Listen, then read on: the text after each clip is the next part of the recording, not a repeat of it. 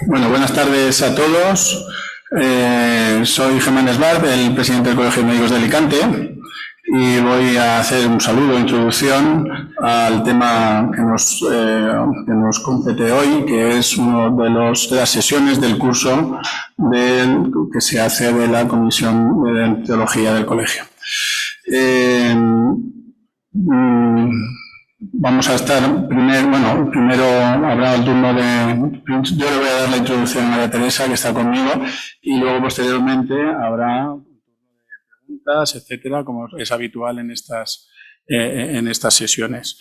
Yo quiero agradecer a los que están presentes, y tanto aquí presencialmente como en el online, porque entendemos que es un tema muy interesante. Hacemos todos los esfuerzos que podemos para que haya una formación continua en temas transversales como este, que además nos hace mucha falta, porque creo que previene algunas veces muchos problemas que podemos tener en la práctica clínica, y además pues aborda temas súper interesantes y por ponentes extraordinarios durante todas las sesiones que hemos ido haciendo. Son cursos que tenemos ya previstos para hacer todos los años. En esta ocasión es el segundo de la serie de este año, y bueno, va a tratar sobre ética de las instituciones sanitarias. Voy a presentar brevemente al ponente, que es el Francisco Soriano Cano, que es el gerente del Hospital Virgen de la Resaca de Murcia. Ha tenido la amabilidad de venir a estar con nosotros y a exponer el tema. Y nada más, yo desear que todo vaya bien, que sea un tema interesante, que lo aprovechemos todos y que sigamos haciendo sesiones como esta, que creo que las necesitamos y son parte inherente de la obligación que tenemos en los colegios de médicos de hacer formación continuada. Por lo tanto, María Teresa, te cedo la palabra y hacer la presentación. Muchas gracias. Muy bien, nada, muchísimas gracias por venir a todos los asistentes y muchísimas gracias al ponente, a Francisco Soriano Cano, del cual voy a hacer una pequeña remembranza, ¿vale? Como titulación académica que posees, licenciado en Derecho, licenciado en Ciencias Políticas y graduado en Ciencias Jurídicas y doctor por la Universidad de Alicante. Es también máster en Dirección de Gestión Hospitalaria y en Humanización de la Sanidad, que espero, ahora te escucharé atentamente.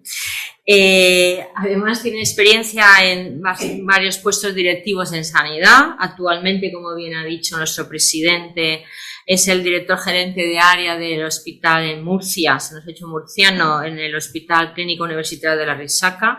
A su vez, ha sido también director gerente también de Yecla. Y aquí es bastante conocido porque ha tenido puestos de mucha responsabilidad también, tanto en la dirección de gestión del Hospital de Alicante, también en el Hospital Universitario de San Juan, en Elda, y también ha sido comisionado del Hospital del Vinalopó. Bueno, también tiene altos cargos en la Generalitat Valenciana, como es director general de Recursos Humanos de la Sanidad. También es profesor de la universidad, como es de la UNED o de la URLE. Y bueno, sin más dilación de muchas cosas, tenemos el placer, Francisco Soriano, de escucharte en este tema tan interesante que nos vas a dedicar sobre la ética de las instituciones sanitarias. Esto que proviene, que es una charla deontológica y del Comité de Ética y Deontología Médica, pues nosotros nos dedicamos a hablar de estos temas tan interesantes. Y cuéntanos, tenemos muchas ganas de escucharte. Bueno, buenas tardes, no sé si se oye bien. Bueno, en primer lugar, dar las gracias al Colegio Oficial de Médicos por esta invitación. La verdad es que me encuentro como en casa, porque tengo aquí amigos, compañeros de trabajo, pues con muchos de vosotros, Genoveva, Chimo, Carmen, María Angustias, Rafa. La verdad es que estoy como en casa. Por tanto, va a ser muy fácil, ¿no? Esta tarde, y voy a estar muy cómodo lo que voy a decir, estoy completamente seguro. También felicitaros por la celebración del 125 aniversario, por tu conferencia, me pareció magistral, la leí esta semana y me sirvió de inspiración. Cuando estaba pensando de qué os iba a hablar esta tarde, pues leí tu conferencia y cogí alguna idea interesante, sobre todo las nuevas generaciones, que hablaste de ellas, las que están trabajando en estos hospitales. También leí una una entrevista que le hizo Ernesto Sáenz de Buruaga a Valentín Fuster y a Luis Rojas Marcos. Imagino que los conocéis, ¿no? Cardiólogo de Mount Sinai de Nueva York, es el investigador más citado de todos los tiempos, Valentín Fuster. Y Luis Rojas Marcos, pues, también fue responsable del sistema de salud de Nueva York. El título de su diálogo, de su charla, se llamaba Corazón y Cerebro. Y de ahí, bueno, pues voy a destacar alguna de las frases que va a servir como introducción a mi presentación. Dijeron, entre otras cosas, estamos en una sociedad difícil y se ha perdido mucho de los valores éticos. Es un momento difícil para hablar con la gente joven. Es un momento ideal para ver dónde vamos en un futuro. Y definió el progreso como la evolución tecnológica, científica, educacional para el bien de la sociedad. Y lo último que dijo, que me resultó muy interesante, es: la gente joven está en un mundo digital que conocen muy bien y que tienen que vencer para hablar con los enfermos. Bueno, pues eso me inspiró para preparar mi presentación.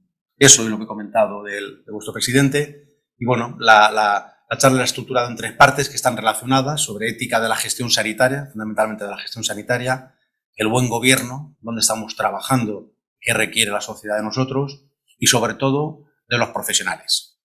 Porque esto va de personas, esto va de profesionales.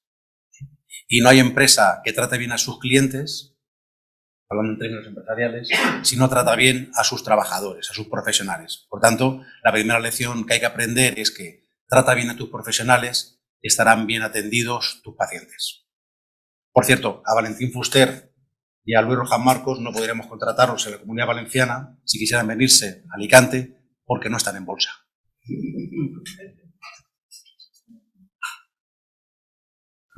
Muy bien, pues como os he adelantado, esta es la estructura de la presentación. Disculpas porque me hubiera gustado presentarla de pie, pero vamos, por motivos técnicos tengo que hacerla sentado.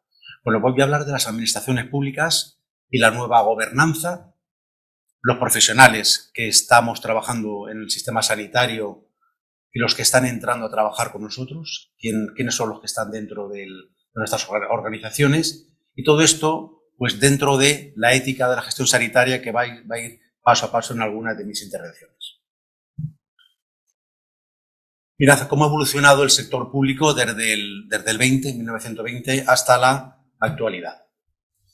Pues 3 grandes bloques. Los objetivos clave desde el 20 hasta el 70 fue cumplir el principio de la legalidad, el orden público y la rendición de cuentas. El objetivo no era la eficacia, no era la eficiencia, era cumplir la legalidad. La administración se perdía ahí. Yo cumplo la ley y no me importa si esto es eficaz o es efectivo. Después se pasó a la década de los 80, donde se produjo un fracaso administrativo y un Estado débil, ¿no? Y desde el 90 hasta hoy, el objetivo clave ha sido un Estado debilitado, supuestamente fracasado debido a su complejidad. Complejidad, pues porque tenemos muchas organizaciones institucionales solapándose. Unión Europea, Estado, comunidades autónomas, entidades locales, mancomunidades y distintas competencias que al final, bueno, si eso no está muy bien engrasado, pues pasa lo que está pasando en la actualidad, ¿no? Y después, ¿cuál ha sido el paradigma durante esta época del 20 hasta la actualidad? Pues ha pasado de un sistema de administración pública con un sistema clásico burocrático a una nueva gestión pública que acabó prácticamente en la década de los 90, y donde estamos actualmente, desde el año 90-2000 hasta ahora, es en un nuevo modelo de gobernanza, que ahora explicaré las características básicas que tiene ese modelo. Están inspirados en la innovación administrativa, la transparencia, etc. Bueno, pues en esta administración pública, en el ámbito de la sanidad, pues está enfocada tradicionalmente hacia los casos particulares, ¿no? La particularidad del caso, y las administraciones sanitarias se enfocan hacia el modelo institucional, gestionar instituciones, y enfocado hacia la sociedad. Por lo tanto, la sociedad ya empieza a tener, bueno, pues una participación muy activa, como vamos a ver más adelante, en la gestión sanitaria, y y la sanidad sigue orientada hacia modelos institucionales. ¿Eso es bueno o malo? Pues no lo sé. Yo, por mi experiencia de puesto directivo de muchos años, yo creo que estamos excesivamente centrados en las instituciones. Creo que estamos organizados para nosotros. Pensar en los hospitales. ¿Cómo está organizado? Pues como las universidades, por especialidades, traumatología, ginecología, para nosotros, no para el paciente. No estamos por unidades, pensando en el paciente, ¿no? Con lo cual yo creo que ese modelo hay que cambiarlo y los hospitales se tienen que evolucionar ya en su arquitectura y en su modelo de organización hacia dar un servicio mucho más eficaz para el paciente. Y bueno, hay dos principios que se tensionan constantemente, que es la justicia y la equidad por una parte y por otra parte la eficiencia. Son dos principios que inspiran pues la ética de nuestro trabajo, sobre todo de las profesiones sanitarias. Por una parte, la eficiencia. La eficiencia siempre estamos sujetos a presupuestos, y ahora hablaremos de ese mínimo que tenemos que prestar a los ciudadanos, dónde está ese mínimo pues, ético de prestaciones de servicios que tenemos que ofrecer a los ciudadanos en el ámbito sanitario.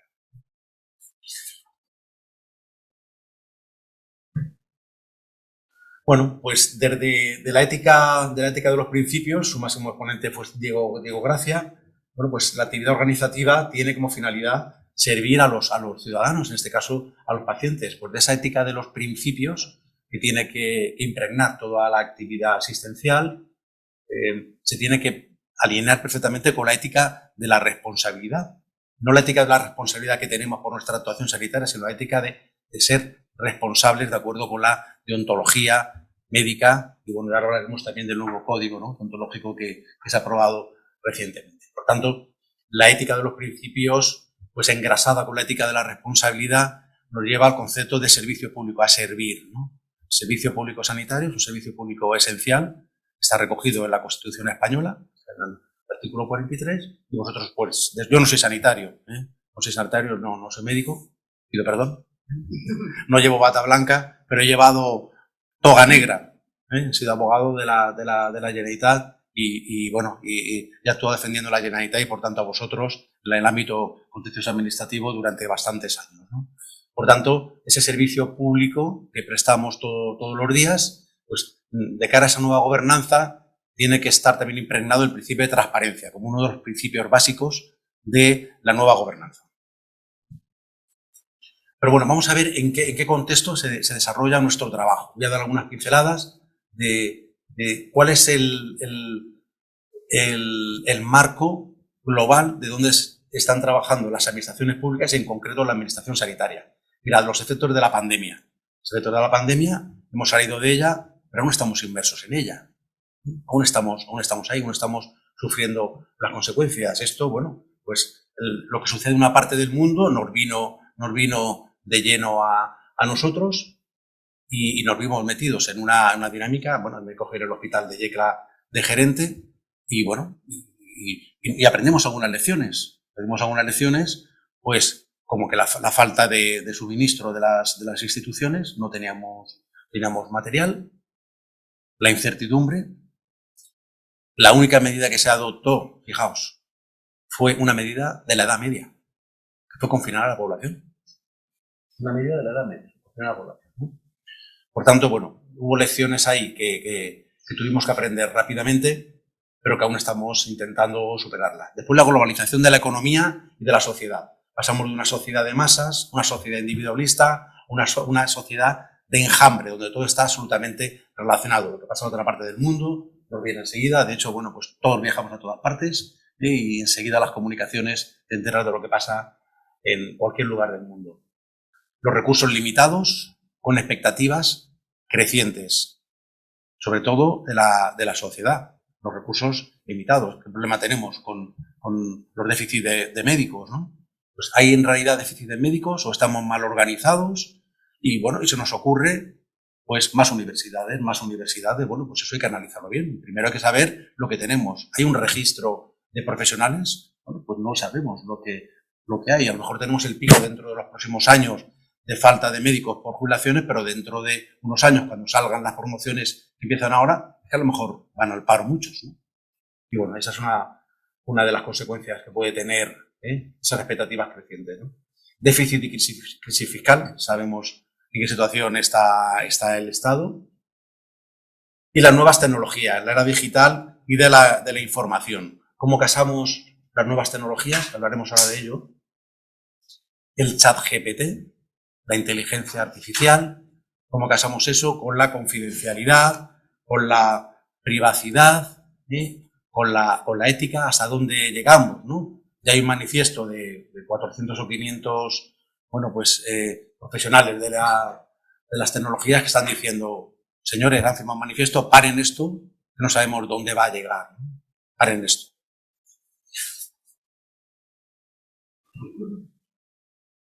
Los cambios dinámicos y acelerados. Aquí ahora lo veremos, ¿no? Aquí no es lo que sabe uno, sino la capacidad que tiene de adaptarse a los cambios. Ahí está el secreto, la creciente demanda de participación y decisión de la sociedad civil, ¿no? La sociedad quiere participar en las decisiones que tomamos. Los pacientes quieren participar. Nosotros en La Resaca tenemos convenio con más de 30 asociaciones. 30 asociaciones distintas. Nos tenemos que reunir con ellos. Tenemos que escucharlos. Y quieren participar en nuestras comisiones de trabajo. La sociedad ya no es el súbdito, ha pasado del súbdito al ciudadano. Por tanto, tenemos que escucharlos, respetar sus opiniones y que participen de forma activa.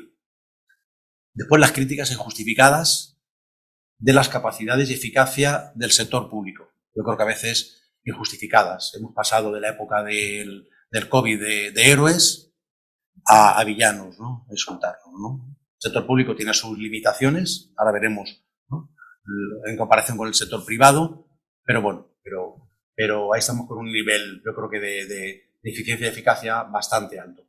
Y después, los valores, ¿no? Los valores y la ética. La pérdida del sentido de los valores públicos, en particular de la ética pública. También están en estos momentos, yo creo que en una época de crisis.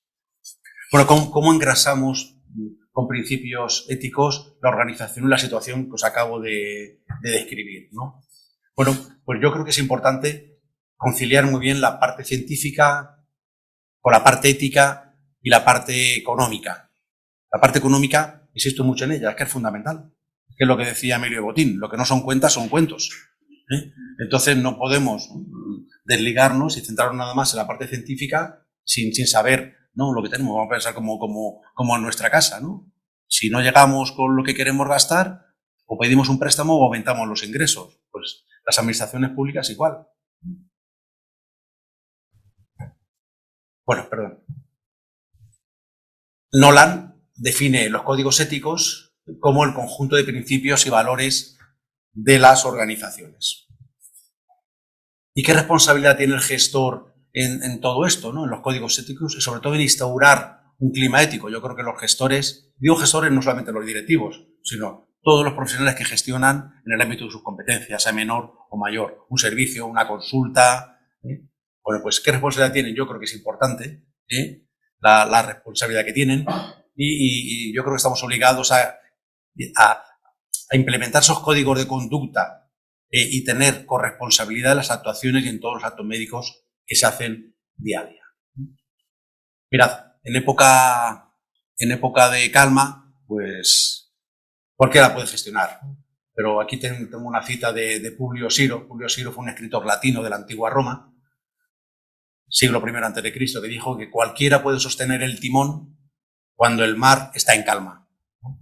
Y eso lo dijo, pues fijaos, hace 2100 años. Solo han pasado 2100 años. Por lo cual, cualquiera puede gestionar cuando todo está en calma, pero cuando hay marea, poner donde se ve la formación, la ética, la responsabilidad y los valores de gestión que tienen que salir a cualquiera que maneje recursos públicos. Vamos a hablar de gobernanza. ¿Qué dice la RAE del concepto de gobernanza? Pues el arte o manera de gobernar que se propone como objetivo el logro de un desarrollo económico, social e institucional duradero, promoviendo un sano equilibrio entre el Estado, la sociedad, el mercado y la economía. Por tanto, fijaos, arte o manera de gobernar. dice la RAE, que es la gobernanza. Bien, yo os he destacado 5 principios que yo creo que son principios éticos de gestión, que tiene que tener un modelo de gobernanza, sobre todo en sanidad. Están basados en estos 5 principios que os he dicho. El primero, el buen gobierno. Yo creo que el buen gobierno tiene que tener un alto nivel de liderazgo, tiene que tener empleados públicos profesionalizados, formados, y sin eso es imposible que haya un buen gobierno de una institución sanitaria. En segundo lugar, la transparencia. Esto ha cambiado, como os he puesto en las primeras diapositivas. Ahora los portales de transparencia, la contratación pública, las bolsas de trabajo, el ciudadano y el profesional quiere saber todo eso. Antes no se sabía. Yo quiero saber en qué puesto estoy en la bolsa de trabajo. Yo, empresa que me presento a una licitación de un concurso público, quiero saber los puntos que tiene los que tengo yo y en qué fase del procedimiento está. Por tanto, la no transparencia es un síntoma de que la administración está ocultando algo. Bueno, nada más tienes que entrar al portal de transparencia de cualquier administración, ayuntamiento, consellería, y prácticamente están todos actualizados con todos los procedimientos normalizados, tanto de recursos humanos como de contratación pública. El tercero, rendición de cuentas. La rendición de cuentas está vinculado a la responsabilidad administrativa, patrimonial o incluso penal por lo mal hecho. Esto es una manifestación de la calidad democrática. Y posiblemente, y desgraciadamente, alguno de vosotros habrá tenido alguna demanda, ¿no? Pues por responsabilidad, vía civil, vía contenciosa administrativa o incluso vía penal. Pero es que hay que rendir cuentas por lo que se hace y las administraciones tienen que responder pues por aquello que se hace mal. La atención al ciudadano. El ciudadano es el eje de todo lo que hacemos, ¿no? Las administraciones tenemos que estar organizadas para prestar un servicio público de calidad. El ciudadano, el paciente, ya no es el antiguamente. Me estoy acordando ahora qué servicios públicos habían cuando nuestros padres, ¿no? Pues empezaron a vivir juntos. Yo recuerdo que no había ni alcantarillado, ni agua potable, ni cementerio, pero ahora se exige a las administraciones públicas pues que las casas nuevas tengan ya hasta internet. Unos servicios públicos de calidad y bien gestionados. Y para eso hay que tener profesionales, empleados públicos bien formados y bien preparados. Y servicios públicos de calidad, relacionándolo con la atención al ciudadano, pues el ciudadano es cada vez más exigente con lo que nos exige a los empleados públicos, ¿no? Bueno, ¿y cómo definimos esos mínimos que comentaba antes, esas líneas maestras de las prestaciones sanitarias? ¿Cuáles son los bienes sociales primarios? Ese mínimo decente que tenemos que prestar, esas prestaciones sanitarias que tenemos que prestar a los ciudadanos. ¿Quién define eso? ¿Hasta dónde debemos llegar con lo que tenemos, ¿no? Con el presupuesto que tenemos, con los profesionales que tenemos? ¿Hasta dónde tenemos que llegar? ¿Quién lo define? ¿Lo define el político? ¿Lo definimos los gestores? ¿Lo definen los profesionales? ¿O tenemos que ponernos de acuerdo? Bueno, pues yo os he destacado 5, apartados que yo creo que puede ayudarnos a definir esas líneas maestras básicas de prestaciones sanitarias. Una es que los profesionales estén formados y que adquieran habilidades en la resolución de problemas éticos. Es fundamental que el profesional sepa hacia dónde tenemos que llegar con las prestaciones a los ciudadanos. No tiene que definirla solamente el político, el gestor, que maneja el presupuesto. Sois vosotros, los profesionales sanitarios, los que sabéis en cada momento dónde está ese mínimo básico, vital de prestación de asistencia sanitaria para los ciudadanos. En segundo, los procedimientos normalizados. Hay que establecer protocolos de calidad, accesible tanto para pacientes como para profesionales. Evaluar lo que hacemos, evaluar la calidad. Evaluar la calidad a través de esos pactos de gestión que se firman, se consensúan, después hay que evaluar lo que hacemos. La atención centrada en la persona y la toma de decisiones compartidas, unida con el último apartado que es el trabajo en equipo. Bueno, pues la ética en la gestión sanitaria es una de las llamadas éticas aplicadas.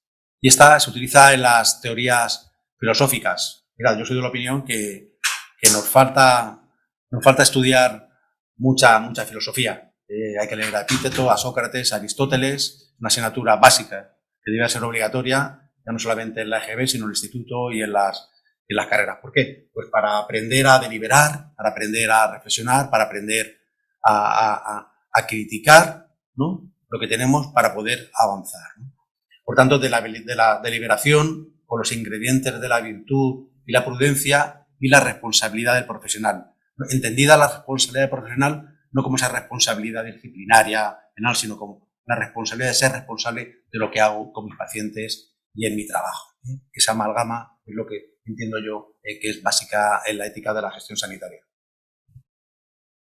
Bien, voy a destacar los dos informes que yo creo que nos va a dar luz de cuál es el comportamiento que tiene que llevar la política, la gestión administrativa y los profesionales. El informe Nolan se elaboró para el Parlamento británico, su autor fue un juez y el objetivo era luchar contra la corrupción política y administrativa durante el periodo de Thatcher, ¿no?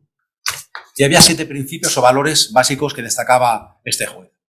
El altruismo, el interés público, la integridad, la objetividad, la responsabilidad, la transparencia, la honestidad, hemos hablado aún de ella, la honestidad, y la capacidad de decisión a través del liderazgo. Y después, ¿qué decía la OCDE? Pues la OCDE decía también algo parecido, ¿no? Y hablaba de que para evitar conductas indeseables e incentivar buenas conductas de gestión de los gestores y de los profesionales, bueno, pues había que aplicar estos principios éticos importantes. Primero, el compromiso político. El compromiso político, los políticos tienen que comprometerse en la prestación de servicios públicos de los ciudadanos para mantener ese nivel mínimo básico que hemos hablado antes. Un marco legal efectivo o mínimo exigible. El marco legal es fundamental. Yo soy licenciado en Derecho y bueno, la parte legal en la gestión de todos los días para mí es básica.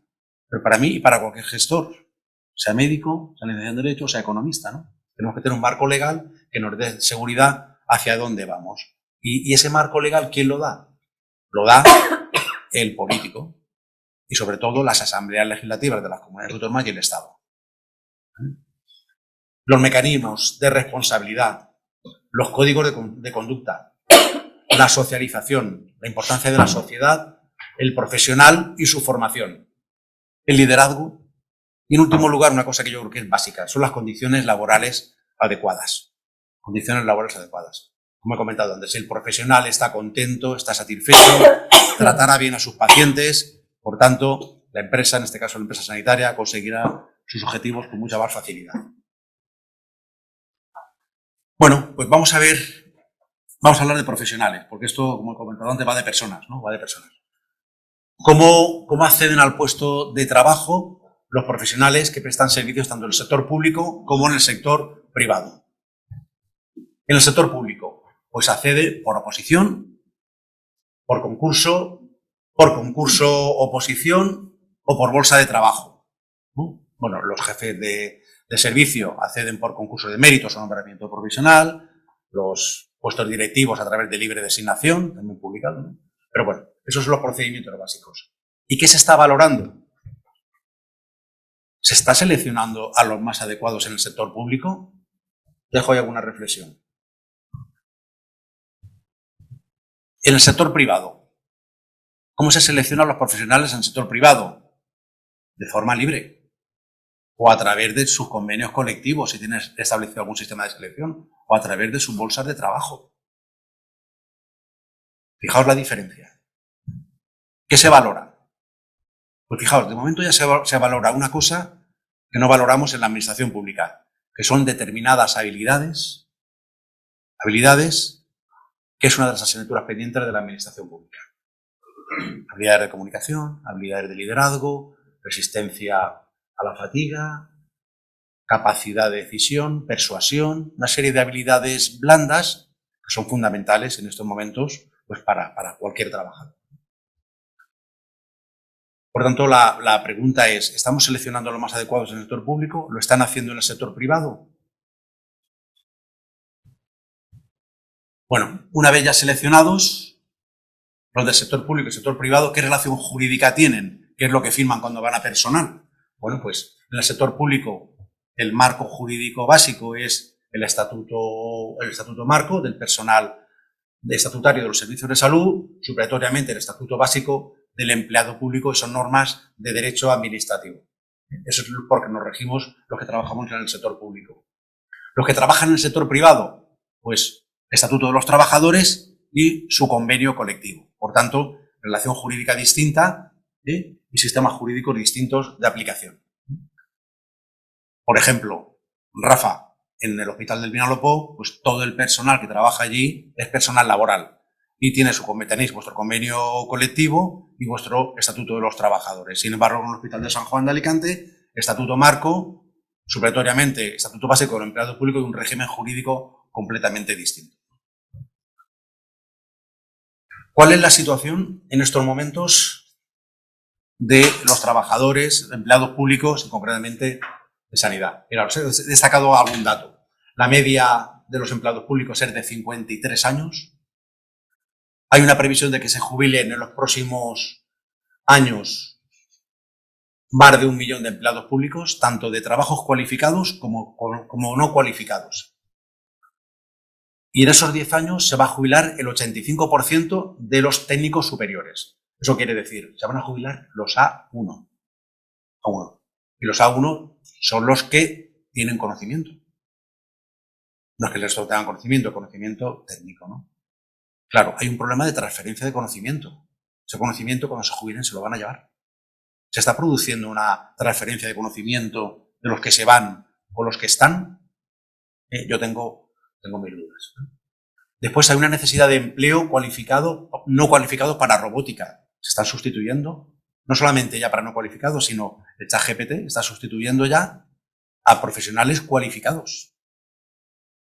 Y después, bueno, pues tenemos un problema importante, como he comentado antes, en sanidad con los facultativos.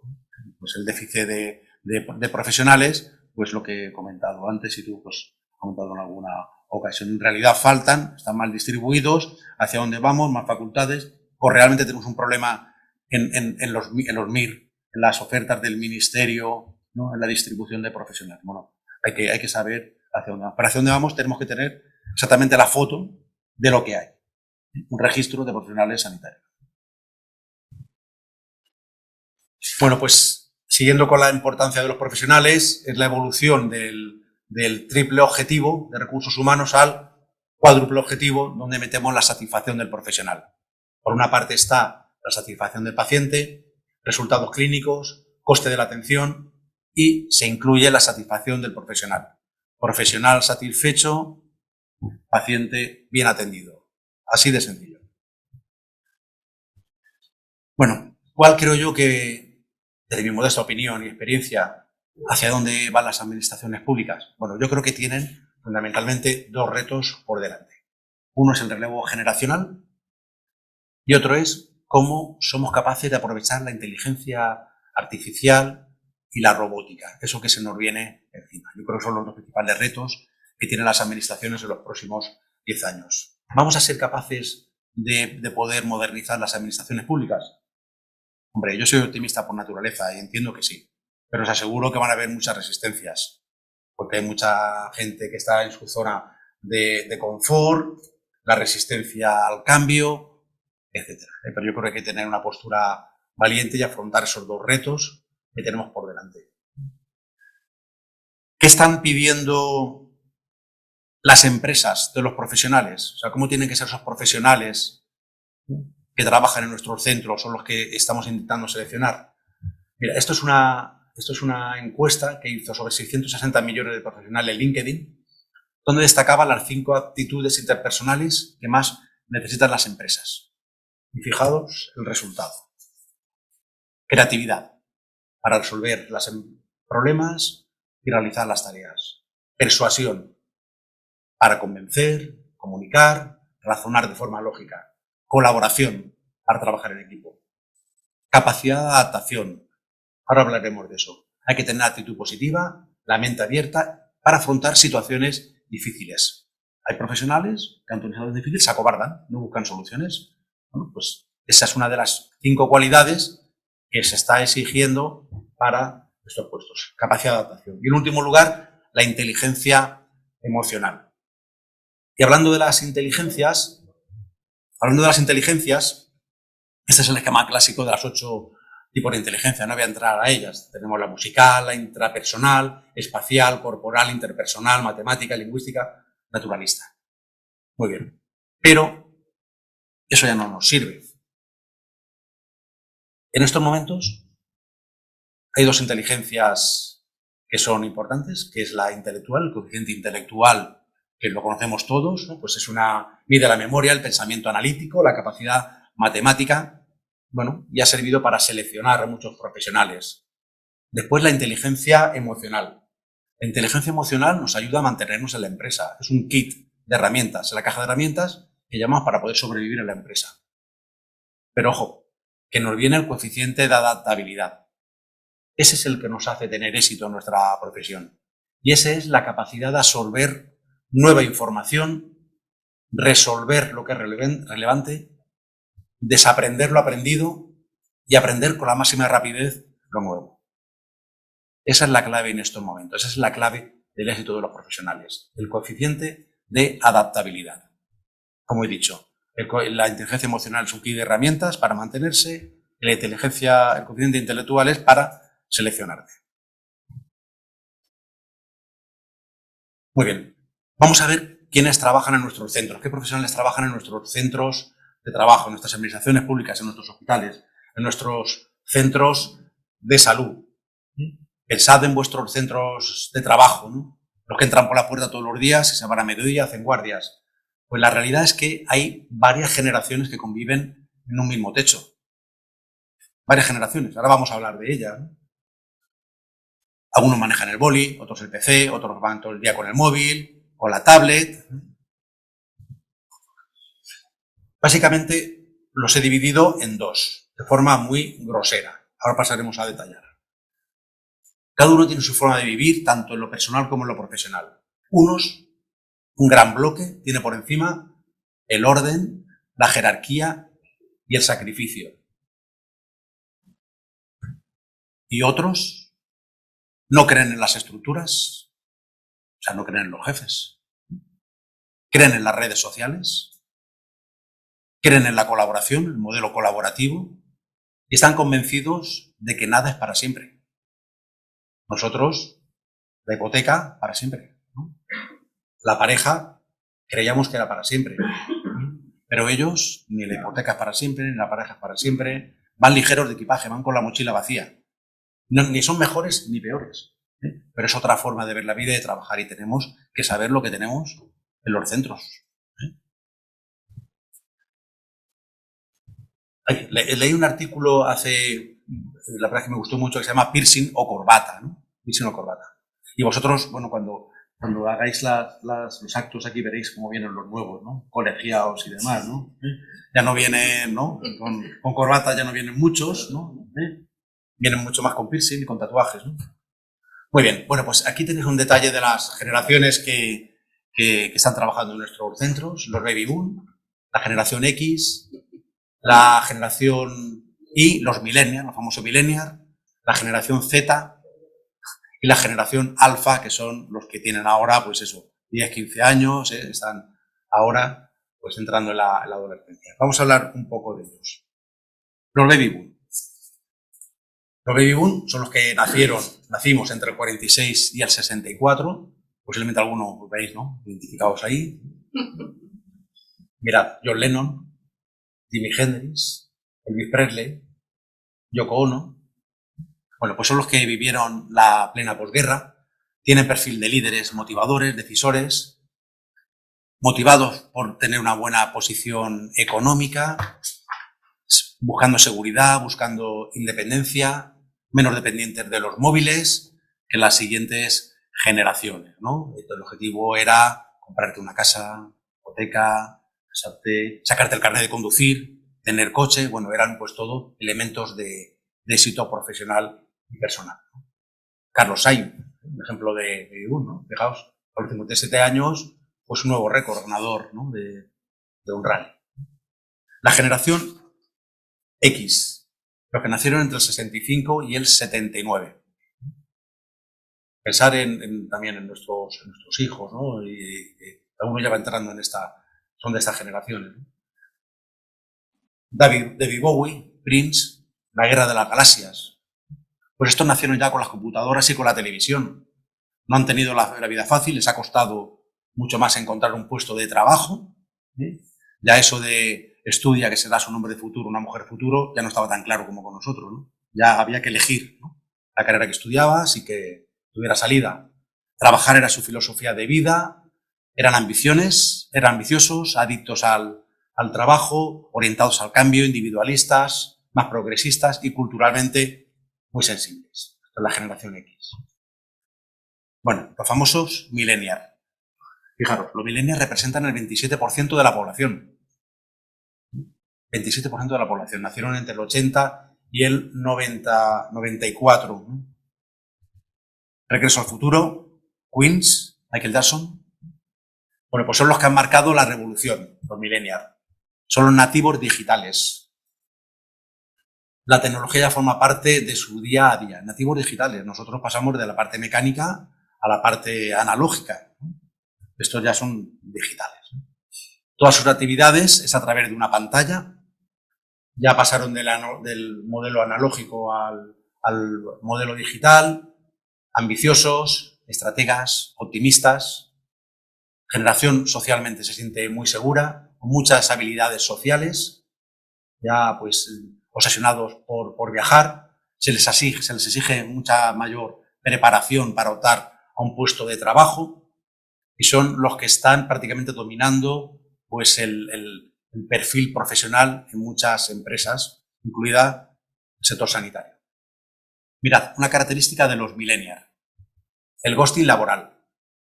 ¿Qué es el ghosting laboral? El ghosting laboral es eso que cuando un millennial entra a trabajar en un hospital, un centro de salud, y no le gusta el jefe, no le gusta la jefa, no le gusta su trabajo, se va. Pero se va al día siguiente, renuncia al contrato o dice que no lo firma. Característica de los millennials. ¿Os ha pasado? Rafa, ¿te ha pasado? Cada vez más. Y no les importa irse a su casa y esperar una nueva oportunidad. ¿Qué nos pasaría a nosotros con nuestros padres si hiciéramos eso? Nos mataba a palos. Vamos, si tienes un trabajo que te llevas una eternidad, un buen contrato, y llegas al día siguiente y dices, es que no me gusta el jefe que me habla malo, no me gusta el trabajo, no me gusta lo que estoy haciendo, ¿no? Bueno, es una característica para que sepáis lo que tenemos que hacer. ¿Cuál es la estrategia? Pues, Rafa, pues tratarlo bien de inicio, hacerle una oferta conjunta a él, a su familia, hablar de algo más que no sea retribución. Claro, hablar de vida. ¿Sí? Un proyecto de vida, correcto. Un proyecto de vida. Mirad, otro ejemplo. Os presento a Nayib Bukele. Bukele es el presidente de El Salvador, millennial. Lo invitaron a dar una conferencia en la ONU, la Asamblea General de las Naciones Unidas. 193 representantes de países miembros estaban allí. Fue a su atril, hizo esto. Disculpen un momento. Se hizo un selfie y dijo, mientras ustedes están aquí 193 representantes escuchándome, en este mismo momento he mandado el mensaje de que estoy aquí dando una charla a varios millones de personas. ¿Vale? Utilizó la tecnología para salir al mundo diciendo, oiga, ustedes están un poquillo atrasados, ¿no? Pues una característica de los millennials. La generación Z, los postmillennials, del 94 en adelante, fijaos también, el 32% de la población, millennial 27, esto es el 32%. Estos son los residentes que se están incorporando en estos momentos a los hospitales. Han acabado la residencia. ¿Qué característica tienen? Pues están incorporándose, como os he dicho, con nosotros, llevan Internet en su ADN, absolutamente. Lo que desean lo quieren de forma inmediata, son multitarea, hacen 1000 cosas a la vez. El tiempo de atención es muy breve, pero fijaos cómo se ha adaptado el mercado a ellos. TikTok, boom. Es un momento, nada más. Las canciones, ¿os habéis dado cuenta que se ha reducido su duración? La música, la música de esta generación, que hacen para esta generación, se ha cortado el tiempo. Ya no duran 3, 4, 5 minutos como antes. Duran mucho menos, porque lo quieren todo muy rápido, muy corto y con mensajes muy claros. Son más flexibles para todo. Les importa menos el dinero. Lo que decía Rafa, quieren un proyecto de vida. Ya quieren un proyecto de vida, no quieren nada más ganar dinero. Y exigen participar en las decisiones. Eso de imponerle en el servicio, tú haces esto, tú tienes guardia, oye, ¿pero por qué? Explícamelo. Posiblemente lo haga, pero explícame por qué quiero participar en la toma de decisiones. Esto es lo que tenemos dentro de los hospitales y tenemos que saber gestionarlo, tenemos que saber quiénes son. El otro día en el hospital de la Resaca hicimos una jornada de bienvenida, ¿no? A los que hacemos una jornada de captación de residentes y la semana que viene hacemos otra ya de los que nos han elegido, ¿no? Entonces se reía porque yo cuando empecé a hablar de la charla le dije, os conocemos, sabemos quiénes sois y sabemos cuáles son vuestro gusto y lo que queréis. Estamos preparados para recibiros, ¿no? Y la generación alfa, ¿cómo será su comportamiento? Esto ya son de plena era digital, esto ya el metaverso, el ChatGPT, estos que van a ser prisioneros o estrategias de la tecnología, pues no lo sabemos, ¿no?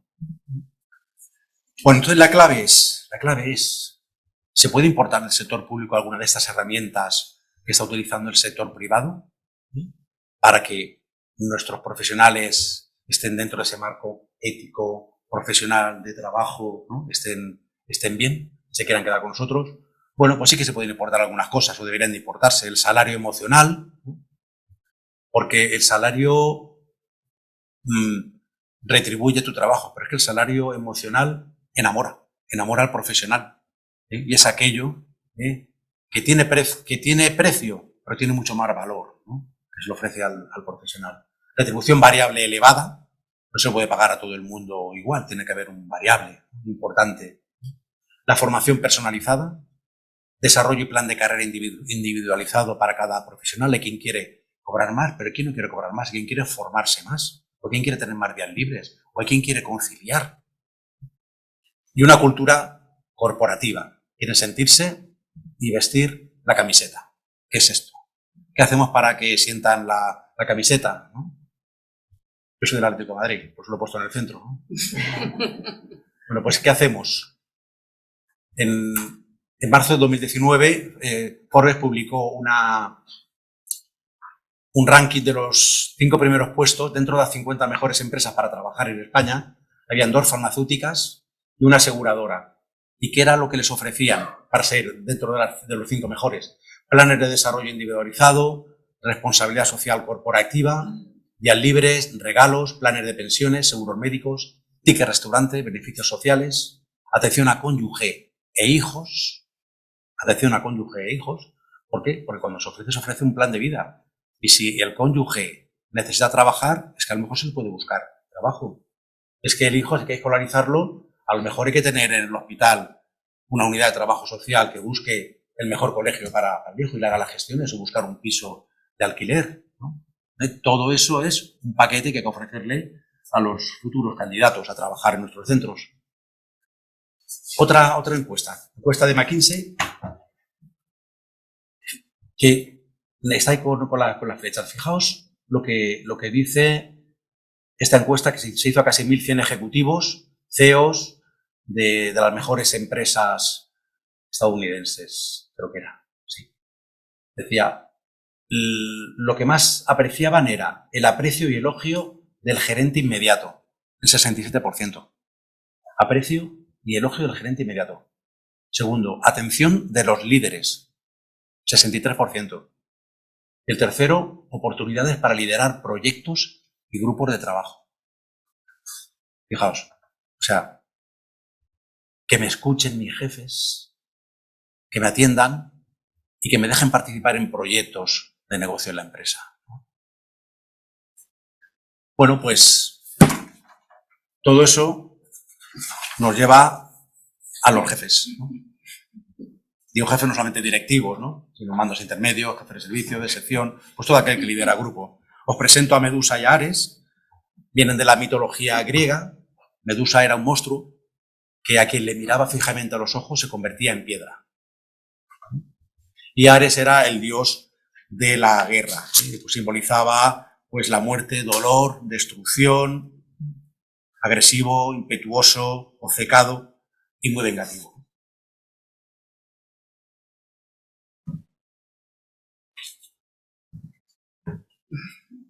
Bueno, pensad en algún jefe o jefa que hayáis tenido, ¿no? Seguro que lo habéis identificado ahí. Mira, yo voy a contar una pequeña historia. Yo nací en un pueblo industrial, Elda. Sabéis que de calzado. Mi padre es zapatero, mi madre aparadora, y yo empecé a trabajar en el calzado, no tenía cumplidos aún los 14 años. Empecé a trabajar en una fábrica de calzado. Y ahí empecé a conocer a los jefes, a los peores jefes del mundo. Y os puedo asegurar que he aprendido más de ellos, de los malos jefes, que de los buenos. Más de los jefes malos que de los buenos. He aprendido lo que no hay que hacer. Lo que no hay que hacer. Y seguro que vosotros, si pensáis en los jefes buenos y malos que habéis tenido, lo sabréis. Bueno, pues os voy a dar algunos consejos por si queréis ser los peores jefes del mundo, ¿no? Algunos consejos para ser los peores jefes del mundo. En cuanto al liderazgo, tenéis que decir: yo soy el jefe. No sabéis lo difícil que es ser jefe. No me vengas con tonterías, no estoy para eso. En cuanto a la tolerancia al error, tenéis que decir: quítate que lo hago yo, no tienes ni idea. Que sea la última vez que lo hagas. A mi edad me vas a decir cómo lo tengo que hacer. En cuanto a la innovación, aquí siempre se han hecho así las cosas. ¿Os suena, no? Aquí siempre se ha hecho así. En cuanto a clima laboral, aquí hemos venido a trabajar, no a hacer amiguitos. Los problemas personales no se traen al trabajo. Bueno, pues son algunos ejemplos, ¿no? En tono de broma de lo que no se debe hacer nunca, ¿no? Pues para ser un buen jefe. ¿Qué hacen los buenos? ¿Qué hacen los buenos jefes? Bueno, pues los buenos jefes trabajan en equipo, ¿no? Motivan al equipo, trabajan mucho la comunicación, no la comunicación de correo electrónico o de WhatsApp, sino hablan con gente, le preguntan cómo estás, te veo mala cara, cómo están tus hijos, qué ha pasado, ¿no? Y están continuamente en proceso de mejora continua en su puesto de trabajo, sus compañeros. También actúan de acuerdo a la evidencia científica, valoran la unicidad de la persona como única, tratamiento individualizado, respetando la privacidad y la intimidad, respetando la legalidad vigente de cada momento, se coordina con otros servicios importantes, ¿no? De las administraciones públicas. Aquí os he destacado servicios sociales, son sensibles a las necesidades sociales, porque no solamente es el paciente, es todo el entorno. Cuando un paciente viene a una consulta y está 1 hora esperando, 2 horas esperando, está faltando al trabajo. Alguien lo ha traído para que esté ahí esperando, por lo cual hay un coste social indirecto muy importante, no solamente es el del paciente. Y después ser transparente con la información. Un ejemplo de trabajo en equipo, tenéis una manada de lobos. ¿Cómo funciona una manada de lobos? Pues mirad, los que van delante, los 3 de delante, son los más débiles, los lobos más débiles, son los que están marcando el ritmo de la manada. Los segundos, los 5 siguientes y los que están en verde son los más fuertes. Los que están en amarillo son los que están pendientes de los ataques por delante. Los que están en verde están pendientes de los ataques por la retaguardia. ¿Quién es el líder? Ese. El último. El último. ¿Por qué? Porque es el que está pendiente de toda la manada. No se trata de estar al frente, sino de cuidar al equipo. Bien, pues siguiendo con alguna cita, mira lo que decía Marco, lo que decían de Marco Aurelio. Marco Aurelio era considerado como el último de los 5 emperadores. Y mirad lo que le decía un esclavo que iba al lado de él. Se dice que el emperador de Roma, Marco Aurelio, le gustaba pasear por las calles y plazas de Roma para ser vitoreado y aclamado por los ciudadanos como un semidios, acompañado por un esclavo que caminaba algunos pasos detrás de él, y cuando los vítores, las aclamaciones arreciaban, el siervo se acercaba discretamente a Marco Aurelio, le susurraba al oído: recuerda que solo eres un hombre. Recuerda que solo eres un hombre. Por tanto, más modestia y menos vanidad. La modestia para mí es una de las cualidades, de las virtudes, de los principios básicos de cualquiera de los profesionales que estamos trabajando en sanidad. No solamente para los directivos, para los mandos intermedios, sino para cualquier profesional. Bien, voy acabando. Este artículo también no se ve muy bien, me llamó mucho la atención y por eso os lo he destacado. Se llama Trabaja para que te echen. Trabaja para que te echen. Mirad el mensaje. Dice: se necesitan profesionales que no tengan miedo al fracaso y adopten una actitud de desafío constructivo. Pero claro, la paradoja es que para trabajar para que te echen tienes que estar seguro de que no te van a echar. Con lo cual, bueno, pues tienes que tener una integridad, una plaza fija.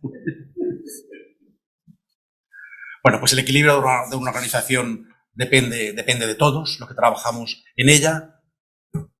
Pero hay una cosa que yo creo que es básica, ¿no? Dentro hemos hablado de los códigos éticos, y ahí influyen en su estructura varios grupos y varios modelos de gestión. La macrogestión, la mesogestión y la microgestión. La macrogestión la hacen los políticos. El domingo tenemos elecciones autonómicas y locales, en diciembre tendremos generales, y esos son los que marcan el rumbo político de la macrogestión.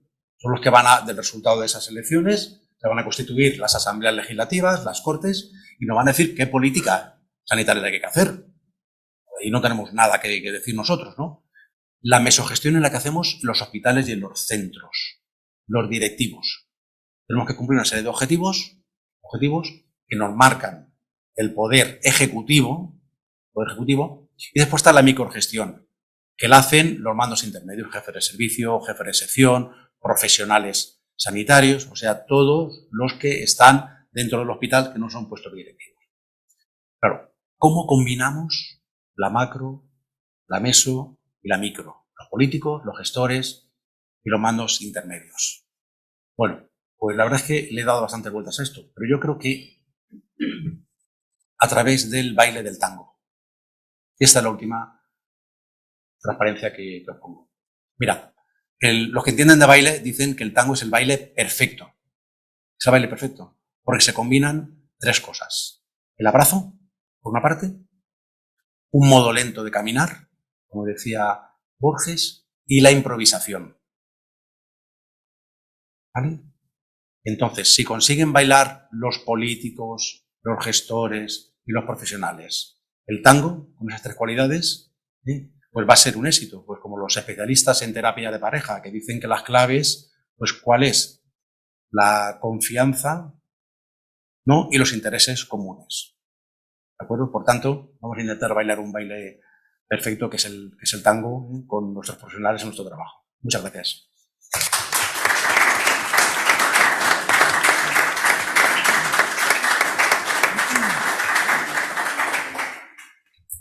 Bueno, ha estado perfecto, la verdad. Muchas gracias. Y estoy de acuerdo contigo con lo del baile perfecto, ¿vale? Está fenomenal. Y ha sido interesantísimo. A partir de ahora, solamente quiero decir como inciso que si tenéis alguna pregunta, bien desde la sala, bien desde casa, la podéis hacer, que la responderá el ponente con todo amor y con todo cariño. Y bueno, yo tengo alguna cosa, me ha encantado la verdad la presentación, creo que ha estado muy interesante y muy acertada, y a veces pienso que está muy bien lo del tango, pero a nivel práctico, ¿tú crees que realmente en el día de hoy, no estoy hablando de las generaciones y demás, realmente los gestores y los profesionales hablamos el mismo idioma? ¿Tenemos los mismos valores? Debemos de tenerlos. Debemos de tenerlos. Y Y yo creo que sí. Creo que sí, porque los gestores salen de los profesionales. Y revisando, fijaos, permitidme que algunas de las novedades del código deontológico vuestro habla de los gestores directivos médicos, gestores directivos médicos, ¿no? Y dentro de las aquí vemos un artículo que me gustó mucho, el nuevo código ético sustituye el de 2011 y habla de 20 puntos, 20 novedades, y habla de los directivos médicos y dice: en el contexto actual de protesta de los profesionales sanitarios del primer nivel asistencial, cabe recordar las obligaciones deontológicas que tiene el médico con la organización del sistema y, de manera especial, el facultativo que ostenta alguna responsabilidad de gestión. Dice: el médico que ocupa cargos directivos está deontológicamente obligado a velar porque las prestaciones se adapten a las auténticas necesidades asistenciales de la población y a las posibilidades reales de financiación. De este modo, debe evitar que se ofrezcan servicios sanitarios sin la debida dotación. Claro, ¿eso dónde nos lleva? Nos lleva a que el profesional sanitario, el médico, tiene encima un plus por encima por su código deontológico. Yo lo tengo, bueno, pues también mi colegiación, ¿no? Con los abogados también tengo un código deontológico. Pero los gestores normalmente salen del grupo de profesionales. Y en muchos casos hablan un mismo lenguaje, pero no siempre es fácil. No siempre es fácil. El otro día hablábamos, además, la semana pasada hablábamos de decíamos que cuanto más responsabilidad tiene uno en una institución, a veces es más complicado ser más libre, porque de alguna manera te debes más a la organización. Entonces, a veces es un poco complicado que realmente llegue a un equilibrio. El nuevo código tiene artículos realmente súper interesantes en ese aspecto, porque han dado mucha prioridad a esto. Pero también es verdad que el código deontológico está sujeto al código deontológico de los médicos. Tú eres derecho, tú eres abogado, entonces, pero tú estás en la gestión hospitalaria. Entonces, bueno, pues realmente hay que, de alguna manera, como integrar, ¿vale? Y nosotros como médicos y profesionales necesitamos la ayuda de los directores, porque en el fondo el médico lo que quiere y lo que lucha es por el bienestar del paciente. En el fondo todos luchamos por lo mismo.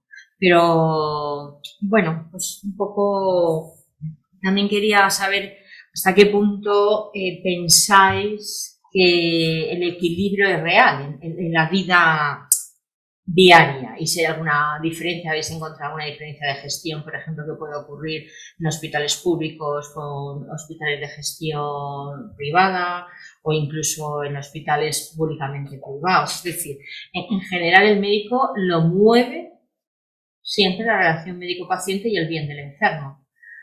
No sé si a nivel de directores has visto alguna diferencia. En cuanto al objetivo común teórico está claro, pero en el objetivo práctico diario.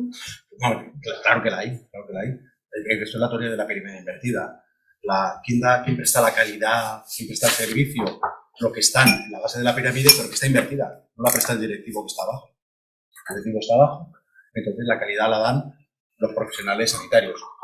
Y fundamentalmente, facultativos y enfermería. No es que el resto no sean importantes, que sí que lo son. Todos son parte de una cadena, porque el paciente, pues a veces la calidad la percibe más con una comida, con una limpieza, que no con una prótesis que le han puesto, que no tiene capacidad para apreciar eso, ¿no?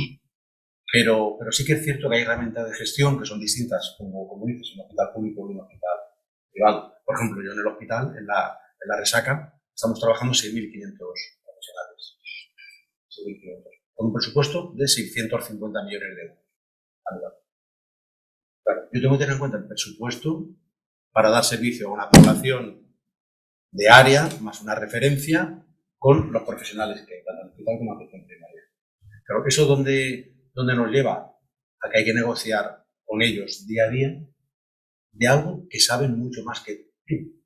O sea, si yo negocio con el jefe de trauma, sabe de su profesión, de su trabajo, más que yo.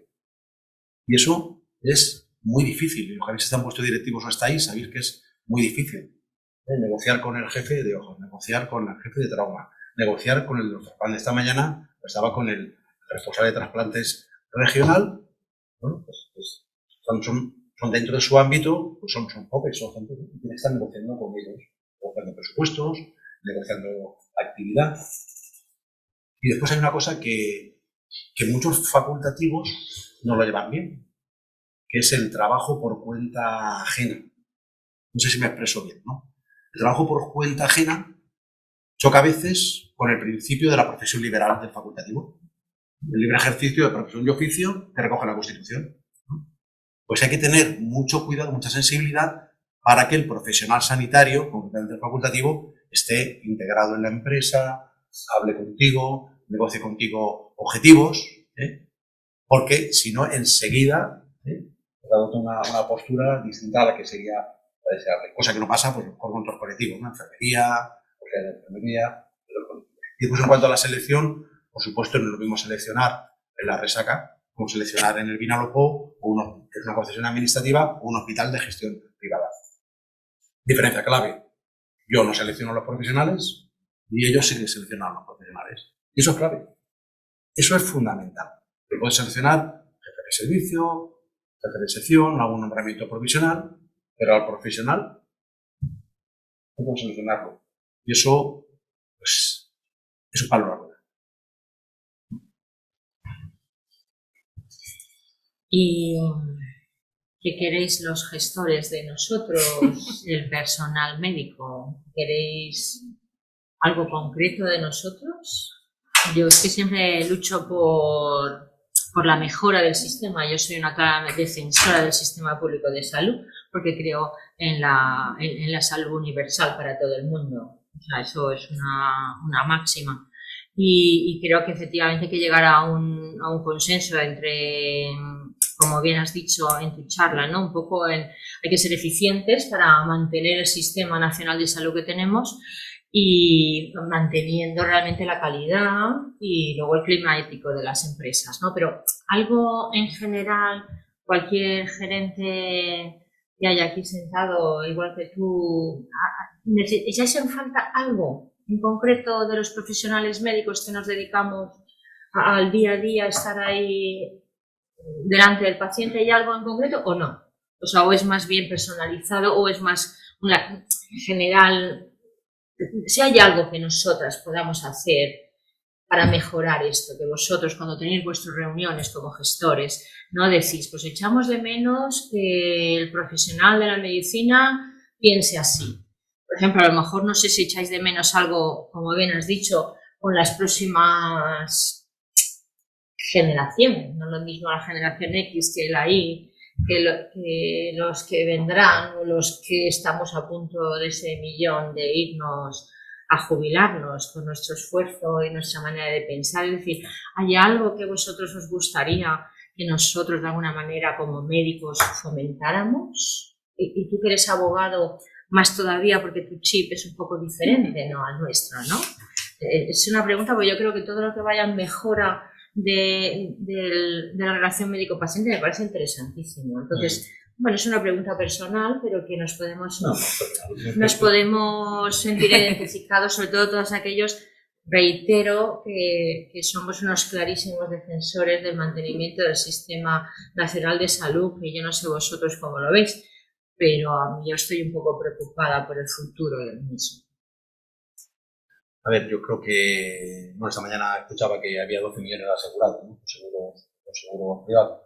Por tanto, el sector público es absolutamente fundamental, complementario, estratégico para los pacientes, ¿no? Yo creo en la colaboración público-privada.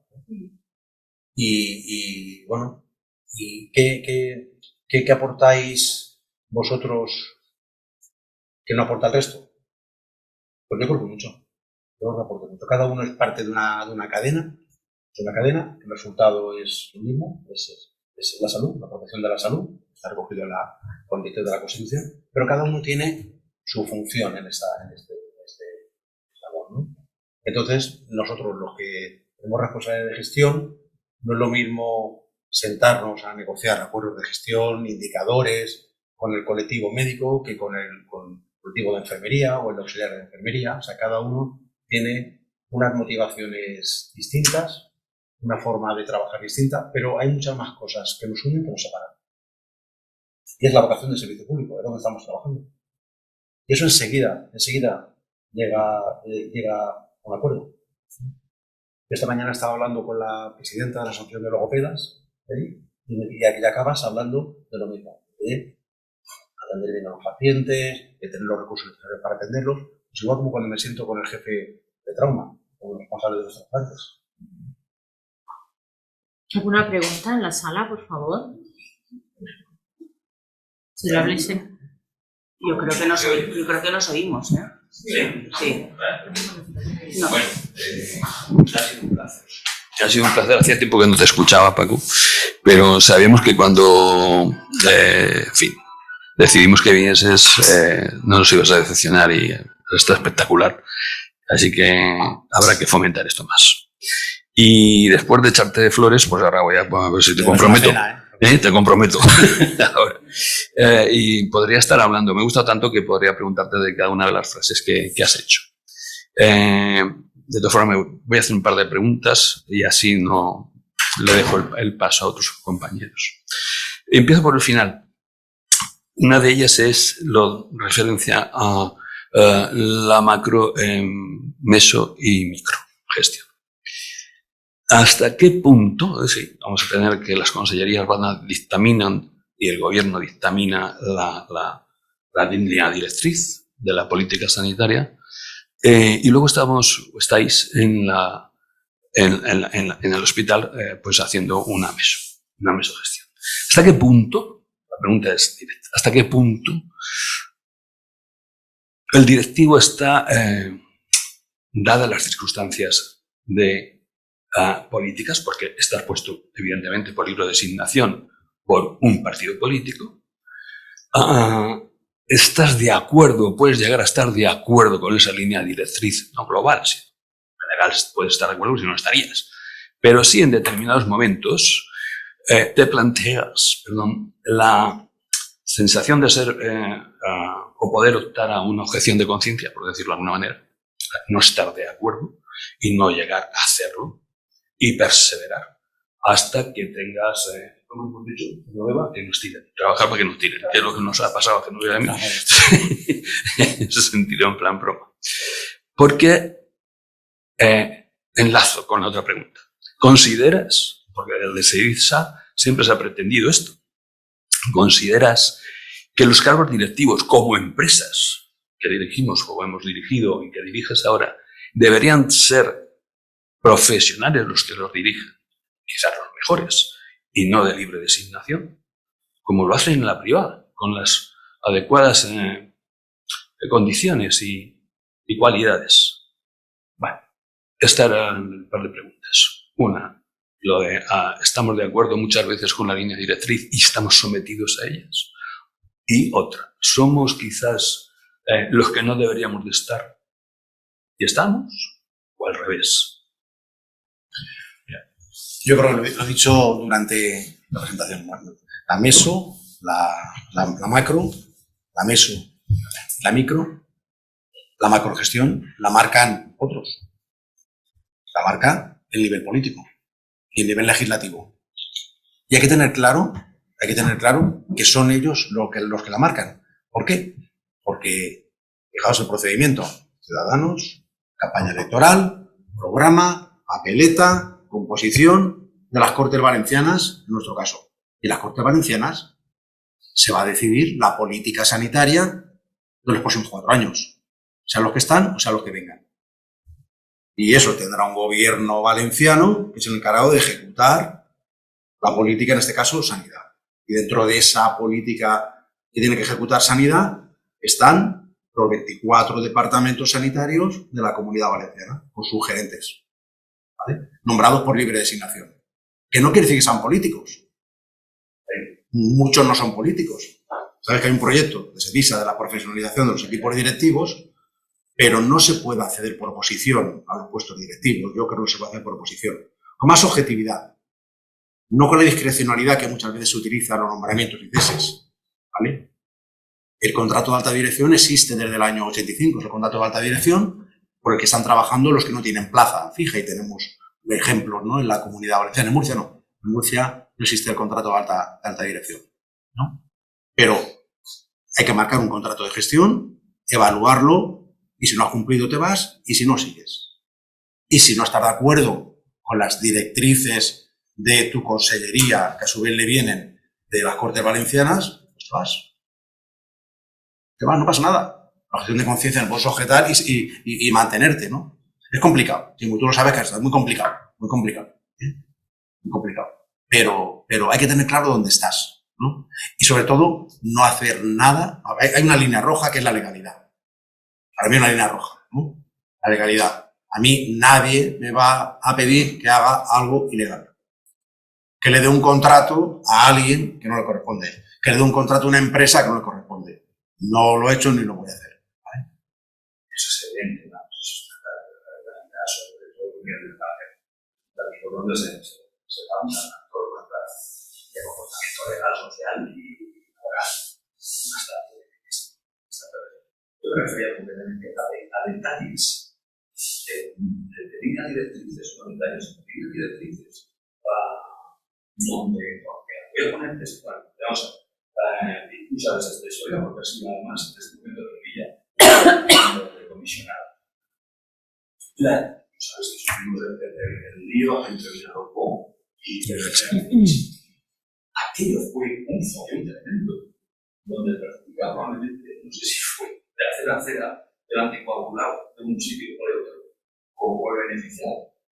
Cierto es que hubo un conflicto de esa línea directriz donde la consellería hablaba por aquí, por aquí, el otro de servicios más intermedios que te sacan el ámbito de gestión, el trabajo. Claro, un auténtico valor. Hay que cuidarles a eso.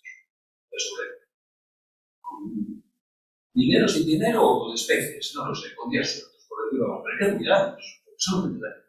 Ese conflicto enorme que hubo, llega un momento en que te planteas por dónde voy, por aquí, o te lo planteas de tu propia conciencia y tiras por hacer el vídeo y te das a lo que quieras. Claro. Mira, hay ejemplos, ahora que hablas del Villarrobo. Yo recuerdo en mi época del comisario de Villarrobo, tú gerente del hospital de Elche, yo insistí hasta la saciedad en la consellería de por qué las demoras, yo estaba coordinando el grupo de comisionados, ¿no? Por qué las demoras no iban principalmente a las concesiones administrativas en vez de a los centros concertados. Porque teníais capacidad de hacerlo y encima se pagaban más baratos e iba a liquidación. Sin embargo, a los centros concertados había que pagarles inmediatamente, ¿no? Y no hubo forma. Y sigue igual. No hubo forma, ¿no? Son hospitales públicos, pueden asumir demora, ¿vale? Sin selección de riesgo, más barato. No hubo forma ni hay forma. Claro, eso te plantea un dilema moral. El dilema de entre tres aguas, 4 o 25 euros. Eso vale, de los equipos. Claro, bien, está saturado, se exigía transporte de pacientes muchos kilómetros más allá, con muerte por el camino.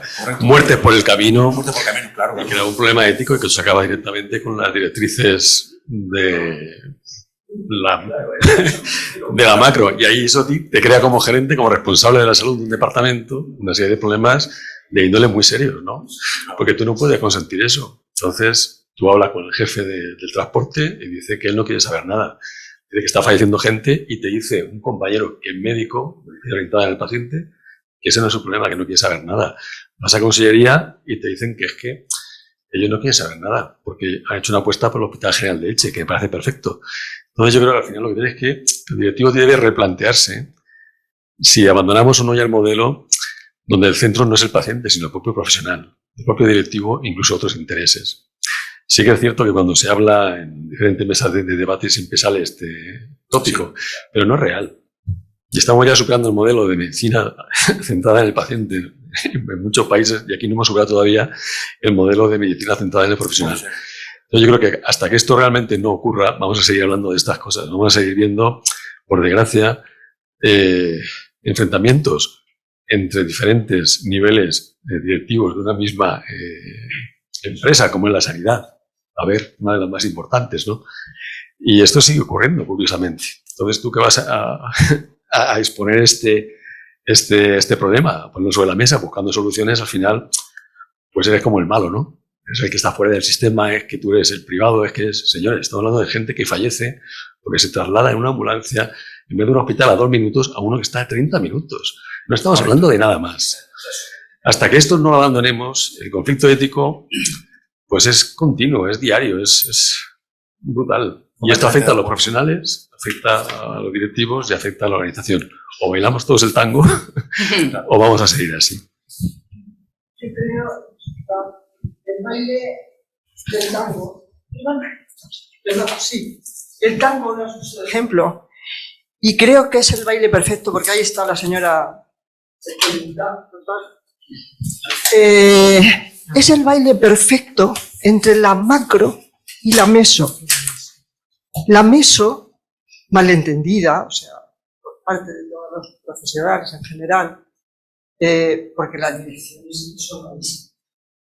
Pero cuando hay un encuentro humano, que ya ha sido mi experiencia, un encuentro humano entre la dirección y el profesional, lo que sea, ha sido súper extraordinariamente beneficioso para ambos. Cuando yo me encontraba en Elche y luego en la subdirección de Alicante, haciendo los objetivos de gestión, para mí era un momento extraordinario. Porque era el momento en el que tú podías meter los dedos en la boca y saber verdaderamente qué quería ese servicio.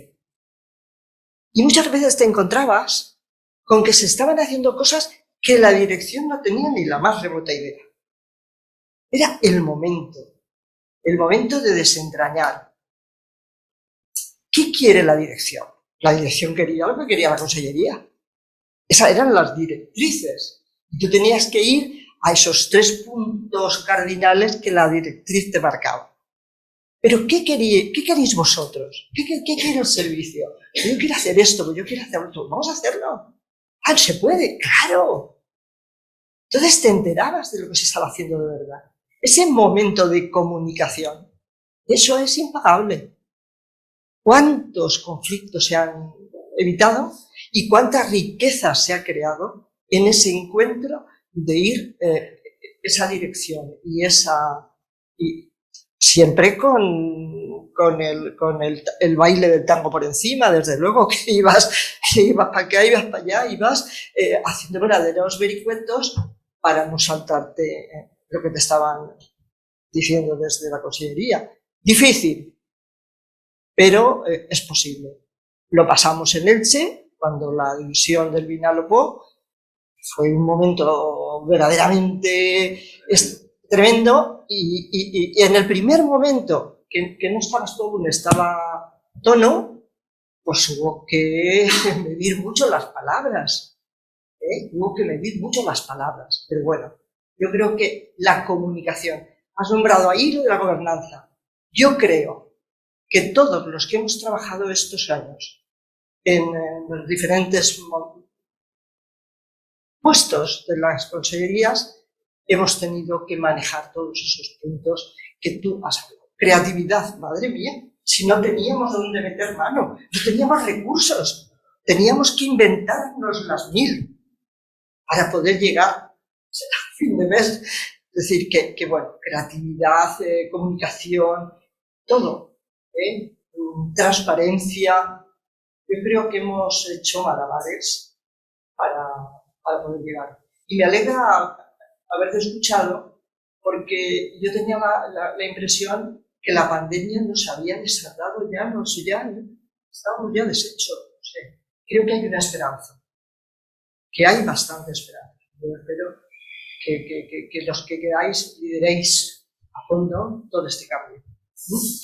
Los de atrás vienen pegando fuerte, pero la humanización no nos la van a dar las máquinas.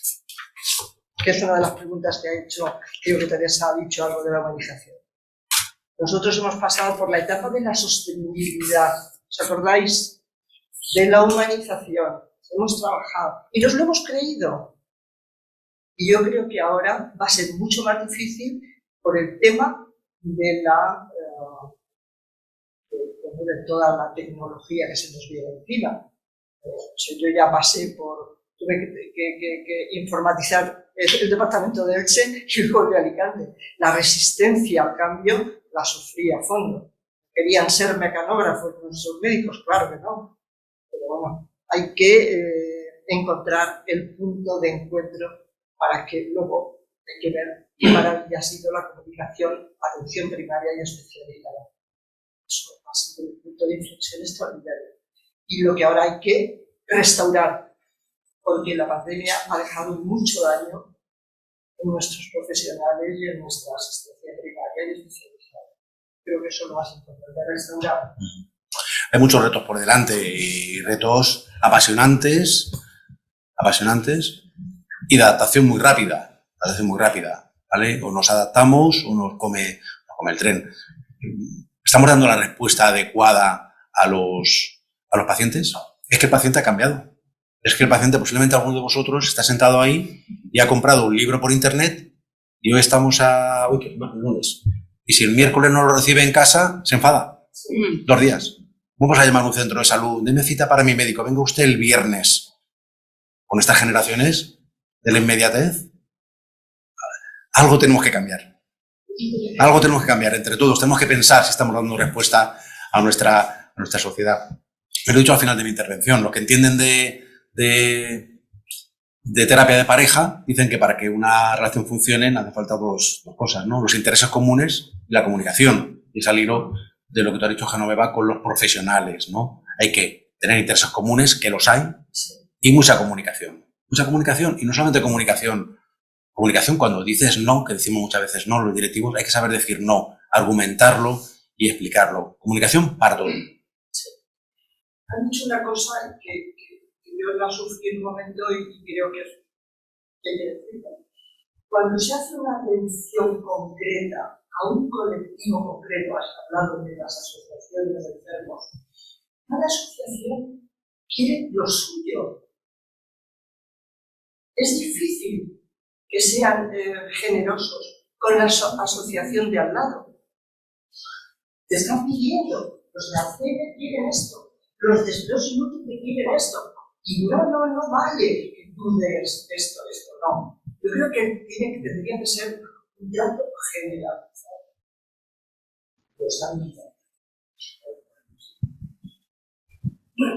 Respecto a la comunicación, claro que es esencial, yo diría es primordial. De tal manera que alguna vez, yo creo que lo hemos vivido también en nuestra época común, como empresa que es el departamento, el hospital y la primaria, deben de enterarse de lo que hacen los demás. Y es el gerente o el equipo directivo, evidentemente, que tiene que transmitir eso. Con lo cual creo que en un símil de empresa y de accionistas, los jefes de servicio, los jefes de intermedios, pero de cualquier categoría, desde los jefes de celadores hasta el ilustre catedrático jefe de servicio de cirugía o de lo que sea, deben de intercalar entre ellos cada 4 o 6 meses y el equipo directivo la eficiencia de la gestión de unos y de otros como empresa. Y decir, pues mira, las acciones de neurología están bajando porque resulta que, en fin, esto. Y las de otorrino suben porque han hecho una intervención o un tanto por ciento de intervenciones quirúrgicas más elevado. Eso se tiene. Y el gasto, decías tú, porque sin dinero no hacen redes. Y el gasto es necesario que se entere lo que gastan unos, los otros y los demás allá. Por eso siempre tú y yo hemos hablado de la figura del farmacéutico. Es esencial. Era una reflexión más, porque algunas veces hemos hablado de esto, pero bueno, como hay más compañeros, pues también. Sí, está claro que el máximo porcentaje de gasto en un hospital, nosotros, en la resaca, de 650 millones, más de la mitad va para capítulo 1, gasto de personal. Segundo, el gasto farmacéutico. Esa forma de transparencia es agradable, la gente lo agradece.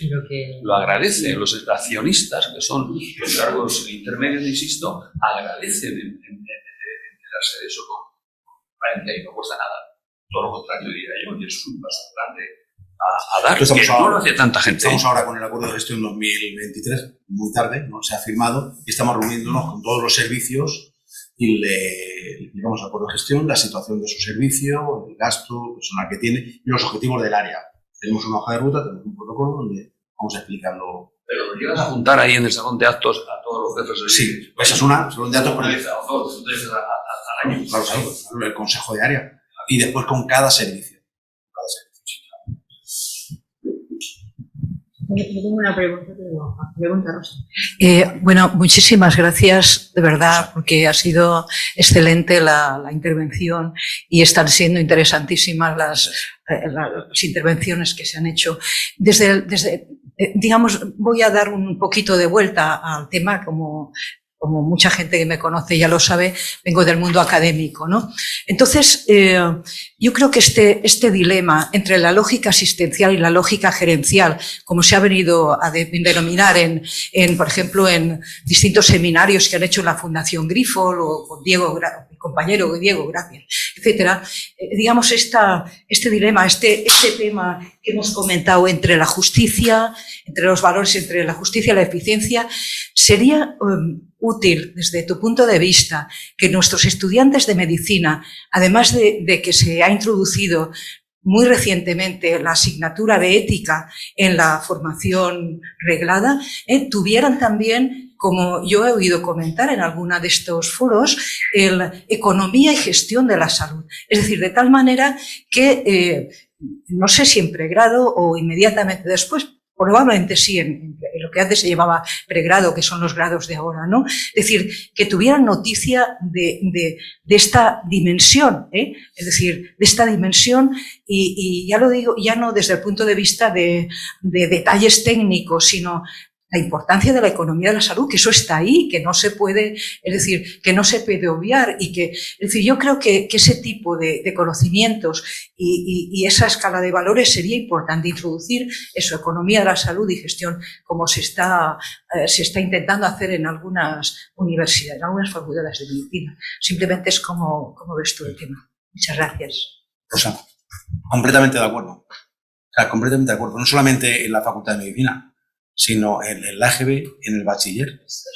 Economía de la salud, en el caso de medicina, pero gestión económica de saber lo que significa una palabra préstamo, lo que significa una palabra nómina, significa una palabra retribuciones básicas, lo que significa lo que cobrar de una guardia. A ver, os cuento una anécdota. El año pasado llamé al despacho a un residente de los primeros números, ¿no? Porque había elegido la resaca, ¿no? La resaca, y lo llamo, oye, quiero felicitarte, darte las gracias, tengo un gran hospital, y el residente entró, todo asustado, claro, pasó el gerente y tal, y me dijo, después nos sentamos, ¿no? Claro, en la técnica de comunicación no verbal, no lo senté frente de la mesa, lo senté en el sillón, me senté al lado de él, hablamos un poco, ¿no? Y me dijo, mire, le voy a decir una cosa, yo no sabía que existía la dirección en un hospital. Yo no sabía que había directivos aquí. Yo pensaba que todos éramos de bata blanca, médicos, y no existía eso. Gracias, Rosa. Si es necesario lo que estás diciendo. No es necesario, es básico. Mira, nosotros en La Resaca, un hospital que está muy vinculado a la Universidad de Murcia, ¿no? Hay 14 o 15 catedráticos, que son casi todos jefes de servicio. Hay más de 50 profesores vinculados, asociados, hay varios cientos. Y yo tengo mucha relación con la universidad, yo he incrementado la relación con la universidad, porque creo que es básica la investigación, la docencia y la asistencia, creo que tienen que ir ligadas de forma, inseparable, ¿no? Igual como se ha metido la atención primaria, pues yo creo que en los planes de estudios hay que incluirla de forma obligatoria. Bueno, antes que nada, darte la enhorabuena, porque la verdad es que he disfrutado mucho con tu charla y también ha sido un placer volverte a saludar después de tantos años que han pasado, ¿no? Aquí habéis hablado sobre todo gente relacionados con la dirección, con la gerencia, pero yo voy a hablar como un médico del pasillo, un médico de a pie, ¿no? Ha dicho Joaquín sobre el tema del gasto, sobre el tema de... Eso realmente en mi hospital ya se hacía. O sea, yo sé perfectamente lo que gasta cada servicio, en farmacia, en todo esto. Pero es que además hay algo más. Y es que yo sé también lo que gasta el hospital de Alicante y lo que gasta Orihuela y mi servicio si lo comparo con el de otros. Y ahí viene la parte que es el castigo ético que muchos tienen la sensación de recibir, que es cuando tú comparas lo que haces con los demás y hay datos objetivos que te demuestran que a ti te están maltratando. Y entonces la sensación que tienes, y no lo digo yo, bueno, probablemente yo tengo un perfil que evidentemente estoy hablando por mí, pero sé que hay otras personas que piensan como yo. Y es que muchas veces ese meso que tú dices y el macro casi se forman o se funden en uno solo. Y la sensación que tienes es que tú eres una correa de transmisión. Y es verdad que el partido político de turno es un partido político que establece una política. Pero para llevar a cabo esa política utiliza unos medios en los cuales hay presiones por muchos lados para ir hacia un sitio o hacia otro. Entonces algo que yo creo que muchos pueden estar de acuerdo conmigo, yo lo que te pregunto, sobre todo de cara al futuro que va a venir y con los nuevos retos, si tienes idea de cómo esto podría solucionarse. Bravo. Gracias, José María. Me alegro de tu pregunta.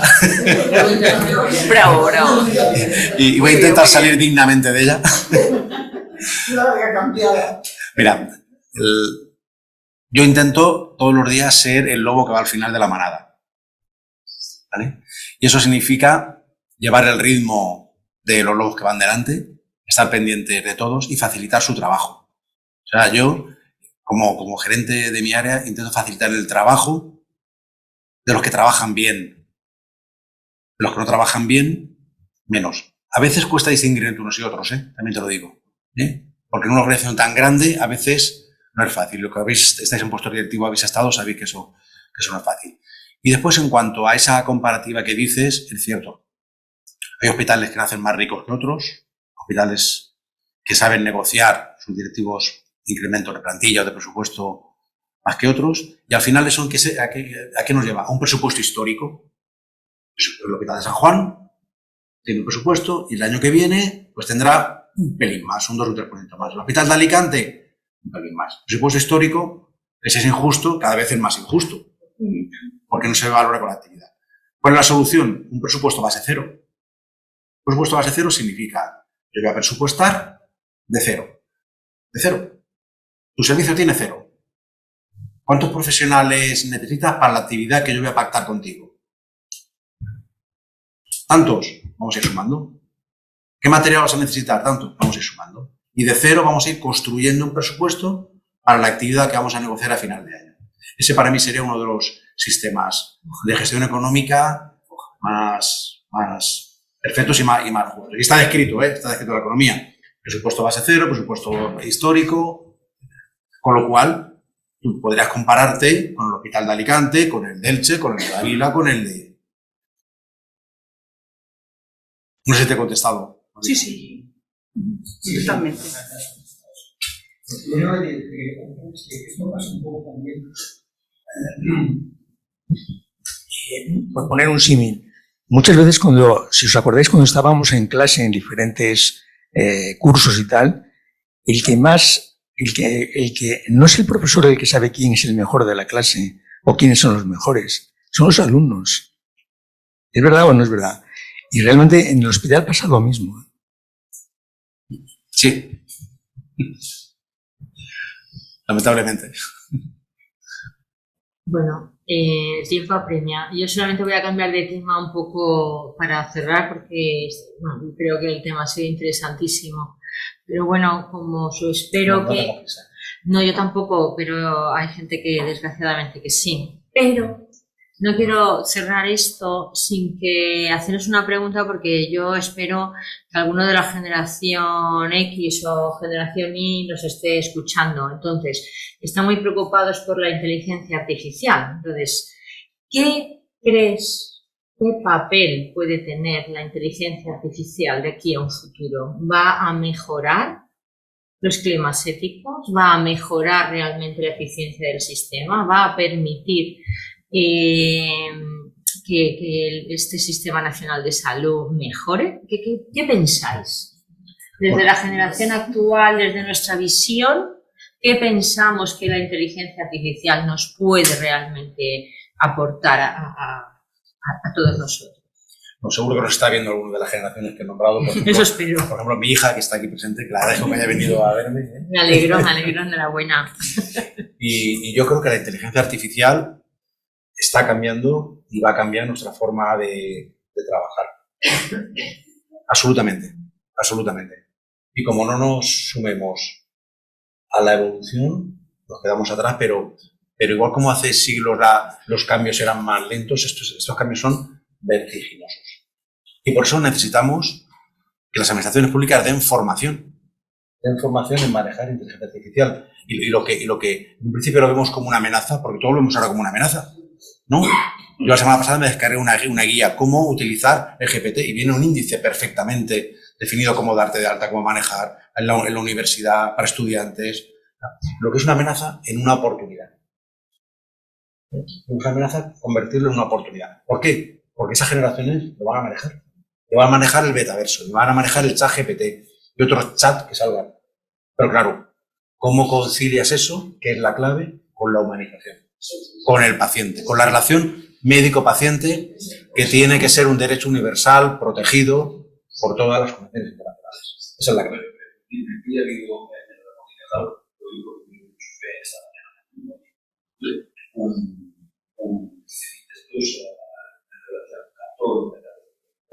que habría que contactar o sea, la técnica es la explicar, pero luego sí. Está en la red, va a estar en la red. Lo sé, va a estar en la red, sí. Está bien que hayas escuchado. Me parece muy bien. Pues sí, yo creo que la inteligencia artificial, efectivamente, para nuestra generación, aunque nos cueste un poco, tendremos que ponernos al día. El chat GPT, el diagnóstico GPT que acaba de salir ahora, y todas estas cosas. El metaverso. Sí, eso ya el día de mañana, pero sí, el otro día tuve una relación con el metaverso y dije, madre mía, si esto es lo que hay, digo, es impresionante, es que es otra historia totalmente diferente. ¿Sabes? Totalmente diferente. Pero sí que es verdad que al día de hoy yo siempre a veces comento que la informática es verdad, que lo estabas comentando tú antes, y ha venido para quedarse y hubo un poco de lucha, pero yo creo que tiene que estar. Vamos, las historias clínicas informáticas son espectaculares. De hecho, yo donde voy, nosotros tenemos yo trabajo en el Vinalopó y tenemos una historia clínica informatizada, para mí espectacular, la verdad. El Florence, sí, o Finara ahora. Yo la defiendo allí donde voy. Pero sí que es verdad que siempre tiene mejora, y tiene mejora en cualquier sistema. Entonces yo os digo a todos, y lo dejo así como quien no quiere la cosa, digo, yo sí que echo de menos con la nueva informatización, lo digo porque a lo mejor algunos tenéis idea, lo habéis pensado ya. Yo veo que paso más tiempo hablando con el paciente. Bueno, realmente yo en concreto no, por eso pasa lo que pasa, pero, o sea, tardo mucho tiempo, en general, porque no le quito tiempo al paciente, pero me lleva mucho tiempo esto. Entonces, yo a veces digo, vamos a ver, tan difícil es tener un pinganillo yo aquí, que a medida que voy viendo al paciente voy explicando, que la inteligencia artificial me vaya copiando en el ordenador lo que yo estoy diciendo. Ahorraría mucho tiempo. ¿Por qué? Porque ya no me tendría que sentar, todo el tiempo sería para el paciente. Método Lean. No, yo creo que eso tiene que ser... proceso y eliminar el desperdicio. No, claro, efectivamente. Entonces, no sé cómo no se hace. Entonces, ahí lo dejo. A ver si... Efectivamente, eso lo he visto toda la vida. Bueno, pues busquemos. A lo largo será barato, porque el paciente estará más contento y tendrá más tiempo. Es una auténtica maravilla Ahí lo dejo, Todo eso fue un proyecto de una persona concreta del hospital que luego le pagaron un dinero y que ese señor lo cesó al hospital. Ya. Quiero decir, cosas personales, no de la Generalitat. Haciendo muchísimo, porque claro, que fue una revolución en la descripción. Y la comunicación, la información en general, ha sido un adelanto prioritario, especializada. Eso es lo que era antes, cuando yo empecé, que venía un paciente del hospital, que era operado de que, no sé, era del corazón, pero no sé, no sabéis nada, pero no sé. Entonces, eso ya es muy grave. Afortunadamente, eso está lo que decía, pero también es verdad lo que dice María Teresa, que yo le digo al paciente, yo le escuché, aunque no me mire, le escucho. Claro. Es que eso hay que mejorarlo mucho. Señores gerentes, por favor, eso han de mejorarlo mucho. Bueno, ya los políticos es otro cantar. Es otro cantar, pero yo creo que la desafección es clara, creo que entre los políticos y la microgestión o la población en general, ¿no? Sí, hay que aprender a bailar, pero yo voy a clase, pero todo el mundo ha de ir a clase, ¿no? Y ahí lo dejo. Bueno, yo aprendí en Argentina. Bueno, estamos muy a gusto y de verdad que yo tendría 1000 preguntas que hacer, pero si alguien tiene la última pregunta, porque tenemos que irnos. Si alguien tiene alguna pregunta más, le dejamos la última hacer y si no, pues nos vamos a despedir. No hay ninguna.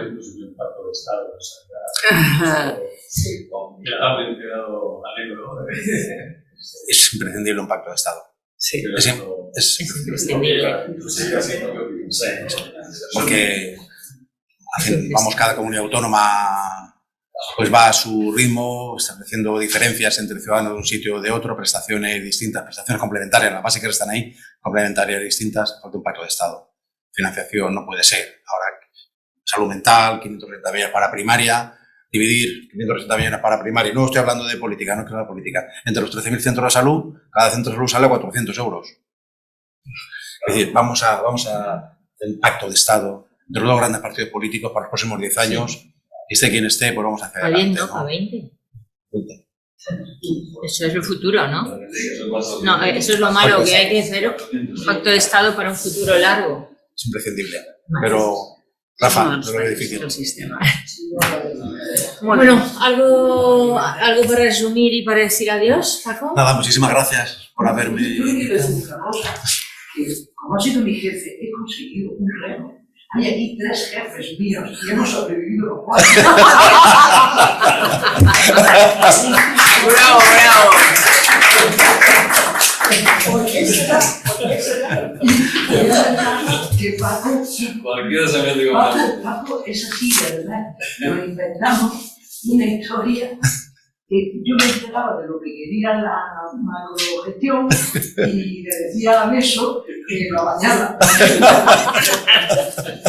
Que es verdad y que él hace lo que ha dicho. Y no se acuerdo que previamente, el cuarto, de medicina le preguntaba, ¿qué viene? Y decía, pues va muy bien, pues va muy mal. Y en un momento dado sí que se lo tomó en serio y dijo, estamos seleccionando a los mejores. Bien, vamos a definir lo mejor. De alguna forma podemos hacerle mejores personas. Eso es frase tuya con todo lo vergonzosa que eres. Y lo dice y lo grabó, porque estoy hablando de los años 80, de ese día. Y ahí nos ha cogido.